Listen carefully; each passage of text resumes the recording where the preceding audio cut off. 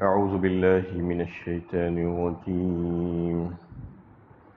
بسم الله الرحمن الرحيم. إنما المؤمنون الذين إذا ذكر الله وجلت قلوبهم وإذا تليت عليهم آياته زادتهم إيمانا وعلى ربهم يتوكلون. مومن تو وہ ہے کہ جب اللہ کا ذکر کیا جاتا ہے تو ان کے دل دہل جاتے ہیں، اور جب اس کی آیتیں انہیں پڑھ کر سنائی جاتی ہے تو اس سے ان کے ایمان میں اضافہ ہو جاتا ہے اور وہ اپنے رب پر بھروسہ رکھتے ہیں۔ سورہ انفال کی دوسری آیت ہے۔ اس آیت اور اگلی آیت میں اللہ تعالیٰ نے ایمان والوں کے کچھ اوصاف بیان فرمائے ہیں، 5 صفتیں جو ایمان والے بندوں میں ہونی چاہیے۔ لہذا ہر مومن بندے کو اپنا جائزہ لینا چاہیے کہ کیا واقعی میرے اندر یہ صفات موجود ہیں، اور اگر ہیں تو الحمدللہ اللہ کا شکر ادا کرنا چاہیے، اور نہیں ہے تو پھر اس کو پیدا کرنے کی فکر کرنی چاہیے۔ سب سے پہلے اللہ تعالیٰ فرماتے ہیں کہ مومن تو وہ ہے جب اس کے سامنے اللہ کا ذکر کیا جاتا ہے تو اس کے دل دہل جاتے ہیں۔ پہلی صفت، دل دہل جاتے ہیں کا مطلب کیا ہے؟ لرز اٹھتے ہیں، سہم جاتے ہیں دل اللہ کے خوف سے، کیونکہ اللہ کی محبت اور عظمت اس کے دل میں ہوتی ہے، اس وجہ سے اس کے دل میں خوف طاری ہوتا ہے۔ وَبَشِّرِ الْمُخْبِتِينَ الَّذِينَ إِذَا ذُكِرَ اللَّهُ وَجِلَتْ قُلُوبُهُمْ، فرمایا خوشخبری سنا دو ان لوگوں کو جو نرم خو ہیں، جو اللہ کی یاد سے ان کے دل خوف زدہ ہو جاتے ہیں، ہیبت طاری ہو جاتی ہے ان کے اوپر۔ الذین آمنوا وتطمئن قلوبهم بذکر اللہ، الا بذکر اللہ تطمئن القلوب، فرمایا سورہ رعد 13ویں پارے میں۔ انہیں ایمان والے جو ہوتے ہیں وہ اللہ کے ذکر سے اطمینان حاصل کرتے ہیں، اور یاد رکھو کہ اللہ کا ذکر ہی مطمئن کرتا ہے، انسان کو پرسکون کرتا ہے، یعنی اللہ کے ذکر سے انسان کو اطمینان حاصل ہوتا ہے۔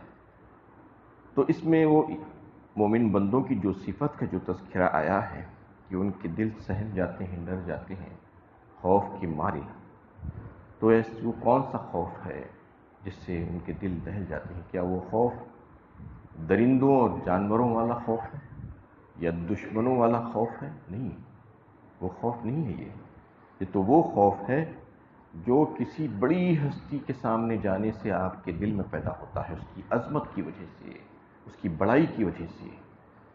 اپنے باپ کے سامنے جانے کے بعد انسان کے دل میں جو اس کی عظمت پیدا ہوتی ہے اس سے بہت زیادہ وہ خوف، اس وجہ سے جو عظمت کی وجہ سے جو خوف پیدا ہوتا ہے وہ خوف یہاں پر مراد ہے، تو وہ خوف کی وجہ سے سہم جاتا ہے بندہ۔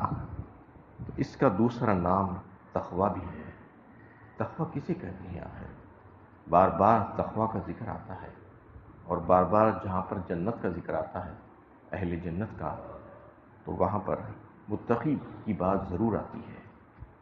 تو اس کا مطلب یہ ہے کہ اللہ تعالیٰ نے جن کاموں سے منع کیا ہے، وہ جن کاموں سے ناراض ہوتے ہیں، جن کو انہوں نے حرام قرار دیا ہے، ناجائز کہا ہے، اس سے اپنے آپ کو بچا لینا یہ تقویٰ ہے۔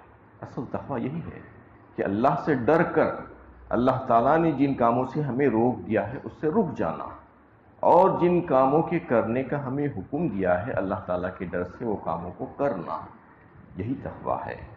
تو یہ ڈر جانے کا جو مطلب ہے یہ اصل میں تقویٰ ہے۔ اس کو دوسرے نام سے یہاں پر بتایا گیا ہے کہ ان کے دل ڈر جاتے ہیں جب ان کے سامنے اللہ کا ذکر ہوتا ہے۔ اور دوسری صفت کا جو تذکرہ یہاں پر آ رہا، وَإِذَا تُلِيَتْ عَلَيْهِمْ آيَاتُهُ زَادَتْهُمْ ایمانا، اور جب اس کی آیتیں انہیں پڑھ کر سنائی جاتی ہیں تو اس سے ان کے ایمان میں اضافہ ہو جاتا ہے۔ ایمان میں اضافہ کیسا ہوتا ہے؟ حضرات مفسرین، محدثین اور علماء کرام نے اس بات پر اتفاق کیا ہے کہ انسان کے ایمان میں کمی اور زیادتی ہوتی ہے۔ ایمان کوئی ساکن اور جامد چیز نہیں ہے کہ بالکل ایک ہی طرح کا رہے، بلکہ اس میں کمی بھی ہوتی ہے، زیادتی بھی ہوتی ہے۔ جب حق کی تصدیق کرتا ہے بندہ تو اس کے ایمان میں اضافہ ہوتا ہے، وہ نشوونما پاتا ہے، وہ بڑھتا رہتا ہے، اور جب انکار کرتا ہے تو پھر اس میں انحطاط آتا ہے، کمزوری آتی ہے، کمی آتی ہے۔ ایمان نور میں اضافہ ہوتا ہے، نور ایمان میں اللہ کی آیتوں کی وجہ سے، اللہ کی آیتیں جب تلاوت ہوتی ہے اس کے سامنے تو نور ایمان میں اس کا اضافہ ہوتا ہے، ایمانی قوت میں اضافہ ہوتا ہے، کیفیت بدل جاتی ہے اس کی، اعمال صالحہ کی رغبت اور توفیق اس کو ہو جاتی ہے۔ ان آیتوں کی وجہ سے، اعمال صالحہ کی وجہ سے ایمان میں قوت اور اس میں اضافہ، اور پھر شرح صدر اس کو حاصل ہو جاتا ہے، اس کا دل کھل جاتا ہے۔ شرح صدر حاصل ہو جانے کے بعد اس کو اعمال صالحہ کرنے میں آسانی پیدا ہو جاتی ہے، اور اعمال صالحہ کے ترک کرنے سے اس کو تکلیف ہوتی ہے، گناہوں کے کرنے سے اس کے دل میں نفرت پیدا ہوتی ہے گناہوں سے۔ یہ ساری جو ہے صفتیں اس میں پیدا ہوتی ہیں جب اللہ کی آیتیں اس کے سامنے پڑھ کر سنائی جاتی ہیں تو اس کے ایمان میں تازگی اور اس میں اضافہ ہوتا جاتا ہے۔ اسی کو حدیث میں حلاوت ایمان سے تعبیر کیا ہے۔ حلاوت ایمان یہی تو ہے کہ اعمال صالحہ اس کرتے ہوئے، عبادت کرتے ہوئے انسان کے اعضاء و جوارح، اس کے ہاتھ اور پیر جو ہے راحت اور لذت محسوس کرتے ہیں، اور ایک عادت بن جاتی ہے اس کی اعمال صالحہ کی، ایک طبیعت بن جاتی ہے۔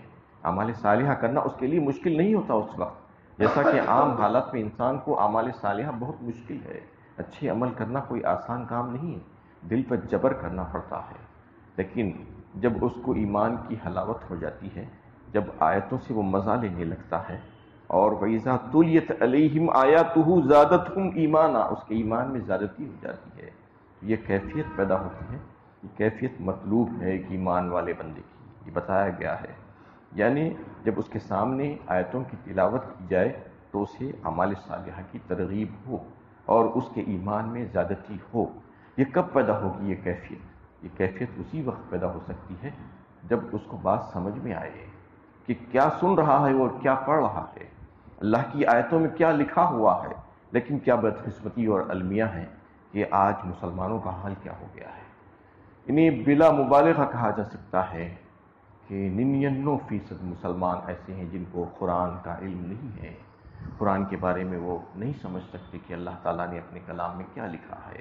کوئی پڑھ کر سنا رہا ہے تو ان کو سمجھ میں نہیں آتا کہ اس میں کیا لکھا ہے، اندھے بہرے اور گونگوں کی طرح کھڑے ہوئے ہوتے ہیں، سنتے رہتے ہیں، ان کو کچھ بھی سمجھ میں نہیں آتا۔ جبکہ دنیا کے معاملے میں دیکھیے کتنے تیز و ترار ہیں، یہ عارضی فائدے حاصل کرنے کے لیے کیا کیا نہیں سیکھ لیتے ہیں، کون سی زبانیں سیکھ لیتے ہیں، نہیں سیکھتے تو قرآن کی زبان نہیں سیکھتے، اس کو بالکل کم حیثیت بنا کر رکھ دیا ہے انہوں نے، اس کو سمجھنا ہی نہیں چاہتے۔ یہ سمجھنا نہیں چاہتے کہ میرے مالک نے، میرے رب نے میرے لیے کیا پیغام بھیجا ہے، کیا چاہتا ہے وہ مجھ سے، میری زندگی کیسی ہونی چاہیے، میری زندگی کے شب و روز کیسے ہونے چاہیے، وہ کن چیزوں سے، کن باتوں سے ناراض ہوتا ہے، کن کاموں سے راضی ہوتا ہے، اور میرے عقائد کیسے ہونے چاہیے، میری عبادتیں کیسی ہونی چاہیے، میرے اعمال کیسے ہونے چاہیے، میرے معاملات کیسے ہونے چاہیے، میری معاشیت کیسی ہونی چاہیے، میری معیشت کیسی ہونی چاہیے، میری حکومت کیسی ہونی چاہیے، میرے دیگر کام کاج کیسے ہونے چاہیے، وہ کہاں سے معلوم ہوں گے؟ آخر قرآن نہیں پڑھے گا اور سمجھے گا نہیں، کیونکہ یہی ایک ہدایت کا ذریعہ ہے، واحد ذریعہ ہے۔ اللہ تعالیٰ نے انسان کی ہدایت کے لیے اس کو بھیجا ہے، لیکن اس کو پڑھنا نہیں چاہتا، سمجھنا نہیں چاہتا۔ نمازوں میں دیکھیں کہ امام کیا پڑھ رہے ہیں، مصلیوں کو کچھ پتہ ہی نہیں چلتا کہ امام نے آج کیا تلاوت کی اور اس میں اللہ کا کیا پیغام تھا، اس کو پتہ نہیں۔ یعنی بسا اوقات تو ایسا بھی ہوتا ہے کہ امام کو خود نہیں معلوم کہ امام کیا پڑھ رہا ہے، اس کو بھی پتہ نہیں چلتا کہ وہ بس پڑھا جا رہا ہے، کچھ یاد کر لیا ہے، کچھ آیتیں، کچھ سورتیں، بس اس کو پڑھ دیتا ہے۔ یعنی وہ لیڈ کر رہا ہے، ریپرزینٹ کر رہا ہے اللہ تعالیٰ کے سامنے سارے لوگوں کو، لیکن اس کے باوجود اس کو خود پتہ نہیں ہے کہ وہ کیا پڑھ رہا ہے، کیا کہہ رہا ہے اپنے رب سے، اور جو سننے والے ہیں ان کو بھی پتہ نہیں ہے کہ کیا سن رہے ہیں۔ یہ معاملہ ہمارا آج عبادتوں کے متعلق اور اللہ کے کلام کے متعلق ہے۔ تو اس میں یہ بات واضح فرما دی گئی کہ وَإِذَا تُلِيَتْ عَلَيْهِمْ آيَاتُهُ زَادَتْهُمْ ایمانا، ایمان میں زیادتی ہوتی ہے ان کے ایمان والے بندوں کے ایمان میں، قرآن کی آیتوں کی وجہ سے اللہ تعالیٰ کی آیتیں جب ان کے اوپر پڑھی جاتی ہیں، یقیناً اللہ تعالیٰ کی آیتوں میں ہر حساب سے فائدہ ہی ہے۔ اگر وہ صرف پڑھ بھی لے تو باعث برکت ہے، اس کے لیے ثواب تو ہے ہی، لیکن ہدایت اور ایمان میں زیادتی وغیرہ کا جو معاملہ ہے وہ تو اسی وقت حاصل ہوگا، وہ کیفیت جب وہ اس بات کو سمجھتا ہو کہ واقعی میں وہ کیا بات کہی جا رہی ہے۔ اور تیسری بات ایمان والے بندوں کی جو صفت اللہ تعالیٰ نے یہاں پر بیان فرمائی ہے وہ یہ ہے کہ وَعَلَىٰ رَبِّهِمْ يَتَوَكَّلُونَ، اور وہ اپنے رب پر بھروسہ رکھتے ہیں۔ رب پر بھروسہ رکھتے ہیں کیا مطلب ہے؟ اعتماد کرتے ہیں، یقین رکھتے ہیں اپنے رب ہی پر، کسی اور پر نہیں، کسی اور پر بھروسہ نہیں کرتے وہ لوگ۔ تو اس کا مطلب اللہ کے نبی صلی اللہ علیہ وسلم نے یہ بیان فرمایا کہ توکل کا مطلب یہ نہیں ہے کہ انسان اپنی ضروریات کی تکمیل کے لیے مادی تدابیر اور اسباب اور وسائل کو اختیار کرنا چھوڑ دے، ایسا بالکل نہیں ہے۔ مادی وسائل اور تدابیر جو ہیں، جو وسائل ہیں، جو اسباب ہیں، وہ اللہ تعالیٰ ہی کے پیدا کردہ ہیں۔ دنیا میں آپ کو وہ وسائل اور اسباب کو اختیار کرنا ہی ہوگا، اپنی حد تک اپنی ساری توانائیاں اس میں لگا دینی ہوگی، جس قدر اسباب مہیا ہے وہ سارے اسباب کو حاصل کرنے کی کوشش کرے، لیکن اس پر بھروسہ نہ کرے۔ یہ نہ سمجھے کہ یہ کر لوں گا تو وہ ہو جائے گا، وہ کر لوں گا تو یہ ہو جائے گا، بلکہ کام کرنے کے بعد اللہ ہی کی ذات پر بھروسہ رکھے کہ نتائج اللہ کے ذمے ہیں، مسبب الاسباب کی طرف نظر رہے، یہ اصل توکل ہے۔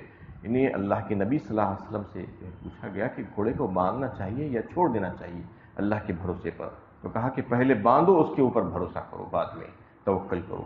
انہیں باندھنے کے بعد توکل کرنا، باندھنے سے پہلے توکل نہیں کرنا، کیونکہ وہ اسباب ہے جو اسباب اللہ تعالیٰ نے پیدا فرمائے ہیں اور سکھائے ہیں اللہ کے نبی صلی اللہ علیہ وسلم نے۔ تو اس میں یہ بات واضح فرما دی کہ توکل ایسا ہونا چاہیے کہ اسباب جس قدر بھی آپ کو حاصل ہو وہ سارے اسباب جو ہے آپ اختیار کریں، اس کے بعد اللہ تعالیٰ کے اوپر، اس کی ذات پر بھروسہ رکھیے، اور یہ نہ سمجھے کہ وہ اسباب کی بنا پر یا محض اپنے بل بوتے پر لازماً ہمیں کامیاب ہونا ہی ہونا ہے اور ہم ہو جائیں گے، بلکہ سمجھتے رہیں گے کہ کامیابی اللہ کی نصرت پر منحصر ہے۔ اور اس کے بعد دوسری آیت میں اللہ تعالیٰ مزید دو صفتوں کا تذکرہ فرمائے ہیں جو ایمان والے بندوں میں ہونی چاہیے۔ الذین یقیمون الصلاۃ، جو نماز قائم کرتے ہیں۔ نماز قائم کرتے ہیں فرمایا، نماز پڑھتے ہیں نہیں فرمایا۔ عام طور پر ہمارا تصور جو ہے وہ نماز پڑھنے کا ہے۔ قائم کرنا کسے کہتے ہیں؟ سیدھا کھڑا کر دینا۔ سیدھا کھڑا کرنے کا مطلب یہ ہے کہ جس طرح سے حکم ہوا ہے اس طرح سے اس کو ادا کرنے کی کوشش کرنا، یعنی جیسا کہ حکم ہے ایک بندے مومن کو کہ 5 وقت اللہ تعالیٰ نے نماز ہمارے اوپر فرض کی ہے، وہ ایک ہر مرد کے لیے نماز باجماعت اپنے اپنے اوقات میں جو ہے فرض ہے، تو یہ سمجھ کر، اللہ کا حکم سمجھ کر اس کو ادا کرنے کی کوشش کرنا۔ عام طور پر یہ رجحان ہے کہ منمانی انداز میں نماز ادا کی جاتی ہے، کوئی دن میں 1-2 نمازیں ادا کر لیتا ہے، کوئی 3-4 نمازیں ادا کر لیتا ہے، کوئی 2-3 دن میں 1 نماز ادا کر لیتا ہے، کوئی جمعہ کو آ جاتا ہے تو کوئی مخصوص راتوں میں آ جاتا ہے، تو کوئی رمضان میں حاضر ہو جاتا ہے، تو کوئی عیدین میں آ جاتا ہے۔ یہ کیا طریقہ ہے نماز کے متعلق؟ یہ کیا طرز عمل ہے؟ کیا اللہ تعالیٰ نے ایسا حکم دیا ہے کہ نمازوں کو اس طریقے سے ادا کرو؟ نمازوں کو اس طریقے سے ادا نہیں کیا جاتا۔ ان الصلاۃ تنہی عن الفحشاء والمنکر ولذکر اللہ اکبر، فرمایا اللہ تعالیٰ نے۔ نماز تو بے حیائی کے کاموں کو روکتی ہے، بے شک وہ برے کاموں سے اور گناہ کے کاموں سے تم کو علیحدہ کر دیتی ہے۔ اللہ کا ذکر بہت بڑا ذکر ہے، یہ النماز سب سے بڑا ذکر ہے۔ تو اس میں یہ بات جو فرمائی گئی ہے، تو قرآن اور حدیث میں جو نماز کی برکتیں اور جو ثمرات کا جو تذکرہ ہے، وہ ثمرات اور برکتیں اسی وقت حاصل ہو سکتی ہیں جب وہ نماز کے طریقے پر ادا کرے، اس کو قائم کرنے کی کوشش کرے، اس کے پورے آداب و شرائط کے ساتھ، تمام خشوع و خضوع کے ساتھ، اس کے مکروہات اور مفسدات سے بچتے ہوئے جو نماز کو ادا کرے گا، یہ اللہ کا حکم ہے سمجھ کر، تو پھر وہ نماز سے اس کو فائدے حاصل ہوں گے، ورنہ وہ نماز سے فائدے حاصل ہو ہی نہیں سکتے۔ وہ نماز جس کو اللہ کے نبی صلی اللہ علیہ وسلم نے پڑھ کر سکھلایا، ہمیں اپنے قول اور فعل سے دکھلایا، تو وہی نماز جو ہے ہم کو بھی ادا کرنا ہے، بالکل اسی انداز میں ہم کو نماز ادا کرنا ہے۔ یہ نمازوں کے قائم کرنے والے ہوتے ہیں یہ لوگ۔ اللہ تعالیٰ اس میں فرما رہے ہیں کہ یہ جیسا کہ جو ہے اس سے پہلے جو جنگ کے حالات پیش کیے جا رہے تھے، تو یہ بتایا جا رہا ہے کہ مسلمان چاہے کہیں پر ہو، اس مسلمانوں کی فوج چاہے حالت جنگ میں ہو، میدان جنگ میں ہو، یا مسلمان کہیں اور کسی اور کام میں ہو، ان کو چاہیے کہ پہلے نمازوں کے وقت میں اپنی نمازوں کو ادا کرے، اس کے بعد دیگر کام کرے، جیسا کہ حضرت عمر رضی اللہ تعالیٰ عنہ نے اپنے سارے گورنرز کو یہ لکھ کر بھیجا تھا اپنے دور خلافت میں کہ تمہارے نزدیک بہت سے کام ضروری ہوں گے حکومت کو چلانے کے لیے، ایڈمنسٹریشن کو سنبھالنے کے لیے، لیکن میرے نزدیک سب سے پہلا اور اہم ترین کام یہ ہے کہ نمازوں کو قائم کرنا۔ جو بندہ نماز کو قائم کرے گا تو پھر اس کے بعد دیگر سارے کام اس کے لیے آسان ہو جائیں گے، وہ اللہ کی فرما برداری کرے گا اور صحیح اور اچھے کام کرے گا، اور جو نمازوں کو ادا نہیں کرے گا تو پھر وہ نافرمان ہو جائے گا۔ جب اللہ کا نافرمان ہوگا تو دیگر لوگوں کا نافرمان ہونا اس کے لیے بڑا آسان ہو جائے گا۔ تو اس میں جو ہے نمازوں کے قائم کرنے کی بات آئی ہے کہ بندہ مومن نمازوں کا قائم کرنے والا ہوتا ہے۔ وَمِمَّا رَزَقْنَاهُمْ يُنْفِقُونَ، اور پھر آخری پانچویں صفت اس میں یہ بیان فرمائی، جو کچھ ہم نے ان کو دیا ہے ان میں سے خرچ کرتے ہیں، یعنی بخیل اور کنجوس نہیں ہوتے، بلکہ اللہ تعالیٰ نے ان کو جو کچھ بھی دے کر رکھا ہے اس میں سے جو ہے خرچ کرتے ہیں۔ اس میں صدقات نافلہ بھی ہے، صدقات واجبہ بھی ہے، زکوٰۃ بھی ہے اور دیگر صدقات بھی ہے، صلہ رحمی بھی ہے، اور دیگر رشتہ داروں کے ساتھ، دوست و احباب کے ساتھ ان کو کھانا کھلانا، ان کی مالی امداد کرنا اور پڑوسیوں کی مدد کرنا، یہ سب شامل ہے اس میں کہ اپنے دیے ہوئے رزق میں سے اللہ تعالیٰ نے ان کو جو عطا فرمایا ہے اس میں سے جو ہے خرچ کرتے ہیں۔ الذین ينفقون فی السراء والضراء فرمایا ایک مقام پر سورہ آل عمران میں۔ وہ نہ صرف یہ نہیں سوچتے رہتے کہ بہت مال آ جائے گا تو خرچ کریں گے، بلکہ کم بھی ہو تو اس میں سے بھی کم خرچ کر دیتے ہیں، کہ اللہ تعالیٰ یہی دیکھتے ہیں کہ تمہارے پاس کتنا ہے، اس میں سے تم کتنا خرچ کر رہے ہو۔ 1 روپیے میں سے 1 پیسہ اگر کوئی خرچ کر رہا ہے تو وہ بھی بڑی اہمیت کی بات ہے اللہ کے نزدیک۔ 100 روپیے میں سے 1 روپیہ خرچ کر رہا ہے تو وہ بھی بڑی اہمیت کی بات ہے۔ جس قدر اللہ تعالیٰ عطا فرمائیں گے اس قدر اس میں سے آپ کو اللہ کی راہ میں خرچ کرنا چاہیے، یہ بتایا گیا ہے۔ یہ پانچوں صفتیں ایک بندے مومن میں ہونی چاہیے۔ اس کے بعد کی آیتوں میں اللہ تعالیٰ نے فرمایا کہ یہی لوگ سچے مومن ہیں، اس کی تصدیق کی گئی۔ انشاءاللہ اس پر آئندہ گفتگو ہوگی۔ اللہ تعالیٰ سے دعا ہے کہ اللہ تعالیٰ نے صحیح علم و عمل کی توفیق عطا فرمائے۔